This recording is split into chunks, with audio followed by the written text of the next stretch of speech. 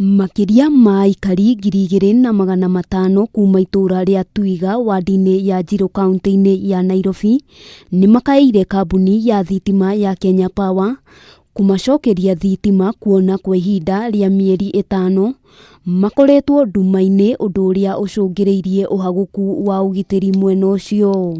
Sasa tunaona watu wamekuja wametukatia stima, hatujui kama ni watu wa Kenya Power ama tujui kama ni mabrokers. Saa hii wamefanya insecurity imekuwa hapa juu sana. Fanya the correct thing, wangeongea na sisi. Wananchi tumechoka na kuteswa bila stima. Maugite thitima icio ciagathikirwo ni kambuni ya Kenya Power mwaka wa 2013 aria riu macokete kuga ciekiritwo mugaru na watho wa kambuni.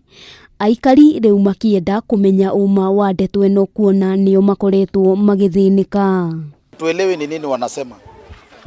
Sisi tunaomba serikali na watu wa Kenya Power, kama kuna mtu pale kwa Power, mtu anakutumia vibaya kuja kutunyanyasa, tafadhali tunaomba mtupatie stima. Sisi hatuna shida na mtu yote, sisi kitu tunataka ni stima. Mathiete na mbere na kuga wagi wa thitima niguo uracungiriirie mundurume umwe kuragwo na njira ikiriga kiumia kihituku, makiuga ngero nyingi ciaya ona kuongerereka makiria thitima ciaga gucokio. Sini wananchi na tunalipa tax na bado mnatunyanyasa. Wenyewe kama mnaweza tunyanyasa, mimi yenyewe.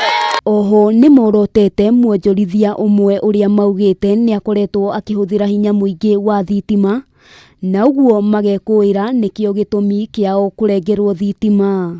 Wakuje waangalie shida kubwa ni nini, kwa sababu wanasema watu hawalipi. Kama watu hawalipi, wacha waende kwa individual houses, wajue mwenye halipi disconnectie. Si akuje afanye hiyo mass disconnection kwa sababu mtu amesema. Handu-ini ha Kameme TV, ritwa riakwa ni Wambui wa Njuguna.